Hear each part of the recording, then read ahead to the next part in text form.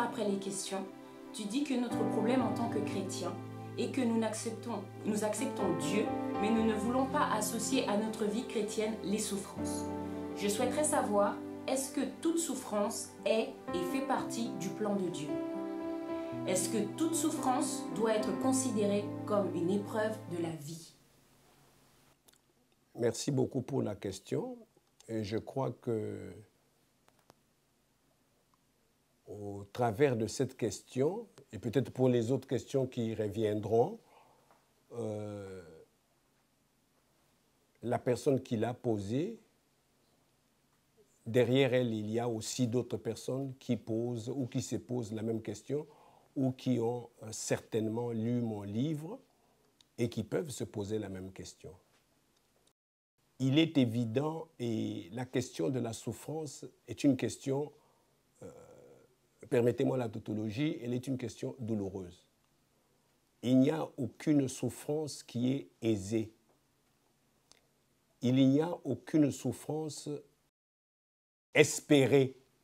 Personne ne se lève un matin et espère souffrir. 90% de nos souffrances nous rencontrent, nous envahissent, viennent s'incruster dans notre vie. Et toute souffrance apporte de la peine et de la douleur. Notre marche avec Dieu, peut-être pour beaucoup d'entre nous, nous devons inclure dans notre marche avec Dieu la question de la souffrance. Elle est inévitable.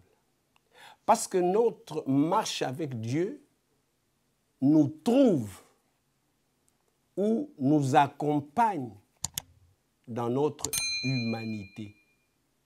Nous sommes des humains susceptibles au froid, susceptibles à la chaleur, susceptibles à un coup.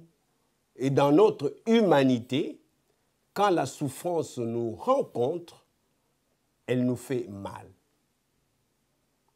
Mais la souffrance, dans l'intention de Dieu, la souffrance n'est pas une punition, je vais expliquer un peu plus tard quand est-ce que ça peut l'être, mais la souffrance est une pédagogie. La souffrance est un enseignement. Éviter la question de la souffrance, c'est falsifier notre marche avec Dieu. J'en voudrais pour exemple. Dieu dit à Abraham, quitte ton pays. Abraham a obéi. Abraham a fait ça. Vous pensez que c'est aisé de laisser une famille? Vous pensez que c'est aisé de laisser toute une patrie? Vous pensez que c'est aisé de laisser ses amis? Dans cette marche avec Dieu, Abraham souffre. En d'autres termes, Dieu n'a pas tenu compte de cette souffrance pour lui dire, comme tu regrettes tes frères et tes ceci, retourne. Dieu a dit, tu avances avec cette souffrance. Et lorsque nous regardons la parole de Dieu dans le livre de Romains, il y a un texte qui est Romains chapitre 8, verset 18, la Bible dit, les souffrances à présent. Cela veut dire que la Bible reconnaît que dans notre présent, dans notre marche quotidienne, peut y avoir les souffrances présentes. Mais la Bible continue en disant, elles ne sont pas comparables à la gloire à venir. C'est-à-dire qu'en tant que chrétien, dans ma marche avec Dieu, j'inclus la souffrance, mais je ne perds pas mon espérance. Mais je ne perds pas ma foi. Je conjugue ma souffrance avec ma foi. Je me dis, Dieu me viendra au secours.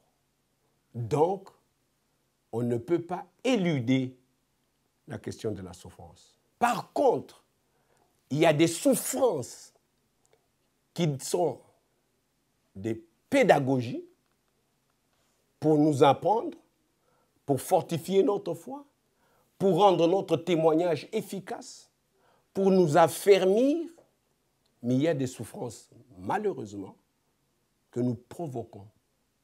Ces souffrances-là, nous en payerons à 100% les conséquences. Les souffrances dont nous allons créer. Je vais donner un exemple. Tu es un chrétien. Tu écoutes la parole de Dieu. Tu écoutes les principes que la parole de Dieu énonce. Un jour, tu vas dans une banque ou dans quoi tu voles. Tu vas te mettre à prier, Seigneur, aide-moi, non? Tu iras en prison. Tu vas souffrir. Parce que ça, c'est une souffrance qui n'est pas une pédagogie. Ça, c'est une souffrance qui est un entêtement, une désobéissance, une façon de dire, je mets de côté les principes de Dieu, j'applique, j'ai envie de devenir riche, je vais aller voler. Tu en payeras pleinement les conséquences. Donc, il y a des souffrances qui sont des pédagogies, il y a des souffrances qui sont voulues, et ces souffrances-là, quoi que l'on fasse, elles vont nous faire très mal.